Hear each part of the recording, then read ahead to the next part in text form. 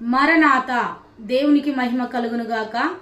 ఈరోజు దేవుని వాగ్దానం 105వ కీర్తన 1వ వచనం. యెహోవాకు కృతజ్ఞతాస్తుతులు చెల్లించుడి, ఆయన నామమును ప్రకటన చేయుడి. దేవుని నామమును మనం ఏం చేయాలంటే ప్రతిదినం కూడా ప్రకటించేవారుగా ఉండాలి. దేవుని గురించి ఇతరులకు తెలియచేసేవారుగా ఉండాలి. నశించుచున్న ఆత్మలను రక్షించేవారుగా మనం ఉండాలి. అంతేకాదు కానీ దేవుడు మనకు చేసిన మేలును బట్టి మనం దేవునికి స్తుతులు చెల్లించేవారుగా మనం ఉండాలని దేవుడు ఆశ కలిగి ఉన్నాడు. ఇట్టి కృప దేవుడు మనెల్లరికీ దయచేయును గాక. ఆమేన్. కళ్ళు మూసుకుందాం, చిన్న ప్రార్థన చేసుకుందాం.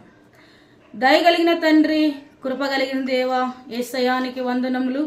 అయా, ప్రతిదినం కూడా యేసయ్య మీరు చేసిన మేలును బట్టి కృతజ్ఞతాస్తుతులు చెల్లించే కృపను, అటు ధన్యతను నాకును ఈ ఉదయకాలపు అయా వాగ్దానం వింటున్న వారందరికీ మీరు దయచేయండి.